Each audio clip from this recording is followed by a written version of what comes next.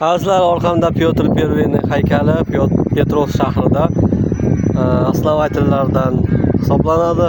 Pyotr Perviyni kim bilganlar, bu ham Rossiya Rus tarixida katta rol o'ynagan.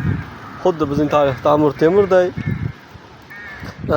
Maktab darsliklarida xuddi bizni Amir Temurda, Boburda o'tganida shunday epizod tarzida o'tib ketadi va shu bilan bular bizning Pyotrimiz, bizning Vladimirimiz, bizning Kiyev Rusimiz deb juda katta sharaflar bilan olqishlaydiki, xuddi bizga o'xshab bizning ota-bobomizni bilasanmi, Boburni bilasanmi debda, misol yoki Amir Temurni bilasanmi deb. Lekin katta joylarda, ya'ni institutlarda, universitetlarda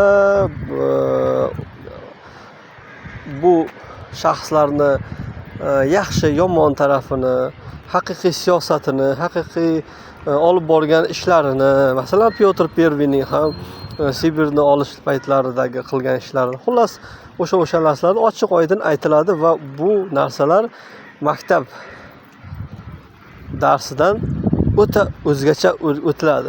Buning uchun albatta 4 yil, 5 yillik institutlarda o'qish kerak. Kitoblarini nafaqat kitob o'qish kerak, kitoblarni tahlil qilish kerak. Oldinlari men ham bir narsaga amin bo'lardim. Kitobni o'qisang bo'ldi deb, misol. Bitta kitobni o'qisang bo'ldi va uni o'zingcha tushunsang bo'ldi deb. Kitobni ustozsiz olimning ustozi shayton bo'ladi deydimi? O'shanday keyin shunga amin bo'ldikki, mana 37 yoshga kirib shunga undan oldin ham amin bo'lganmiz. Shunga amin bo'ldikki, ustoz kerak. Qanday sohada bo'lishidan qat'iy nazar. U dunyoviy, diniy deysizmi, farqi yo'q. Tarix darslarida ayniqsa tushunishingiz uchun, to'g'ri ma'noda tushunish uchun ustozlar kerak bo'ladi. Ustozlar bu sen ruskisan, sen ruskisan deb ajratmaydi. Ko'pchilik shunday o'ylar ekanda. Endi bilmadim, balki shunaqalar ham bordir. Aksari tarixni mana bizda professorlar bor, shunaqa o'rgatadi tarixni. Birinchi kirgan darsimizda hammamiz neruskimiz deb boshladi. Hazilamiz nimada? Tarixni o'rganadigan bo'lsa, juda ko'pchilik tagi borib ota-bobosi turklarga borib taqaladi. Rossiya joylarida, Rossiya Federatsiyasining hozirgi joylarida tarixni bilganlar uni biladi. Keyin shunga qarab muomala bo'ladi. Darsliklar beradi. Darsliklar berganida, masalan, institut misolda keltiradigan bo'lsak, 5-6 ta bolaga bo'lib beradi. Masalan, mavzular bo'lib beradi, o'zlaring o'qib kelinglar deydi. Shu bitta kitobni shu yoki bir paragraflarni o'qib kelinglar deydi. Berganda shu mavzuni hamma o'qib keladi-yu, tahlilni o'qituvchining oldida qilinadi, professorning oldida tahlil qilinadi va agar sizning fikringizni qanchalar to'g'riligi, noto'g'riligi va mo'tadilligini professor chiroyli sharhlab beradi. Professor ham aytadi, hamma men aytgan gaplarim 100% to'g'ri deb ayta olmayman, chunki tarix bu hamma har xil talqin qiladi. Sening ham aytgan gaplaring to'g'ri bo'lmashi mumkin, lekin biz o'rtada biron bir yechimga kelamiz deydi.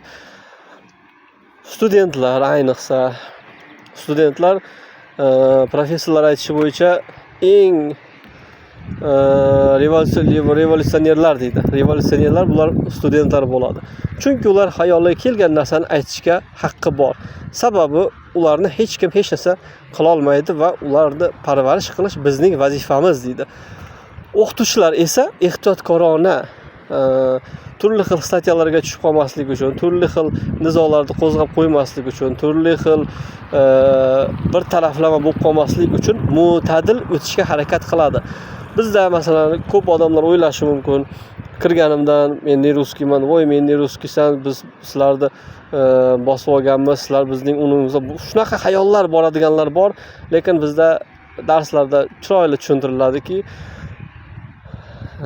tarix darslarida ayniqsa tan oladi ko'p narsalarni. Ha, o'sha paytlar o'shanday bo'lgan.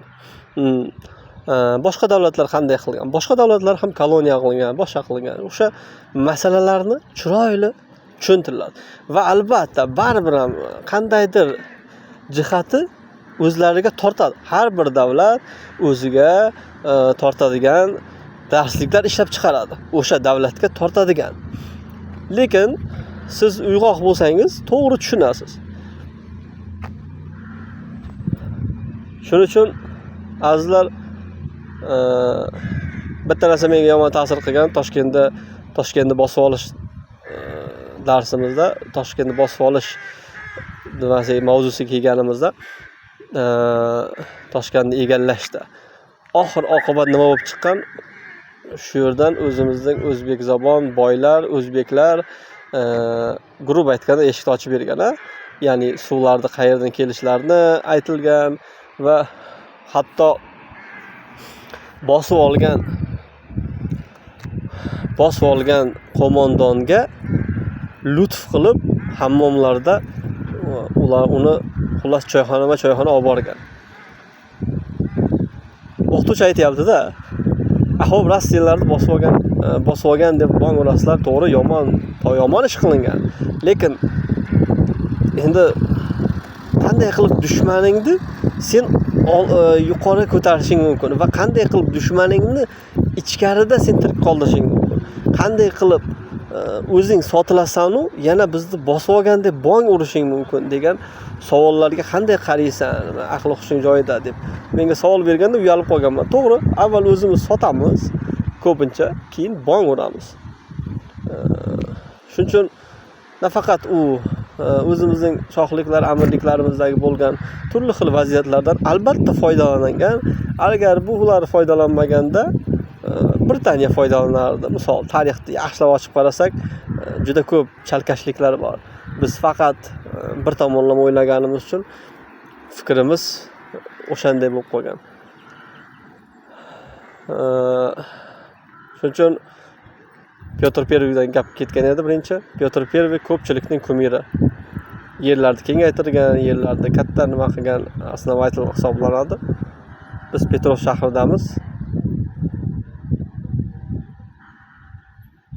Qishloqda bo'lyapti. Hozir yomg'ir 18-may yomg'ir tomchilashni boshlayapti. O'zbekistonga telefon qilsam 40 gradus atrofida deyapti. Bizda hozir yomg'ir sal tomchilash arafasida. JD vokzal bor, orqada JD vokzal bor. Moskvadan to'g'ri JD vokzalga keladi. Mana yerda kinoteatr bor, kichkina shaharcha. Hamma narsasi bor. Petrovskka kelganlar, yashaydiganlar bor ekan. Shu yerda meni ko'radiganlar bor ekan. Shu yashaydiganlar bor. Juda ko'p o'zbek tojiklar. Mahallamizga ham ko'pchilik ko'chib kelibdi o'sha. Biz bilmaymiz, nafaqat internetda uylar sotiladiganlar yo'q edi mahallada, lekin qishloqda ikkita o'zbek tojiklar bor edi.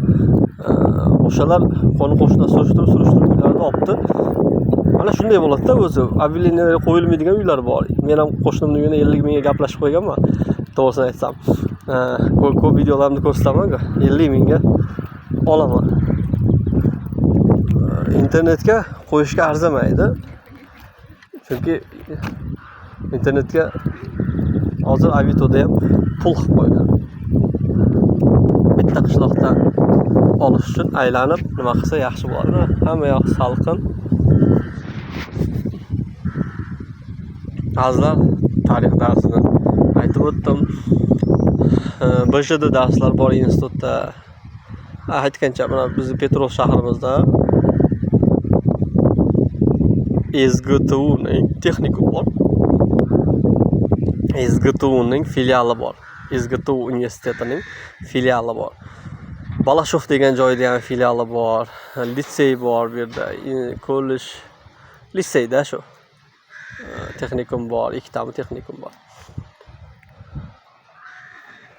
Ikkita avtostansiya bor. Bu yerda bitta avtostansiya bor. Keyin orqa tarafda yana bitta avtostansiya bor. Naryoqda yana bitta avtostansiya bor. Ikkita joydan avtobus ketadi. Penzaga, Saratovga. O'rtadamiz. Penza bilan Saratov 100 kilometr yog'iga ham, bu yog'iga ham. Ba'zilar shuning uchun uy tanlayman, o'qish tanlayman deydiganlarga hozir ayni payti omon bo'lamiz.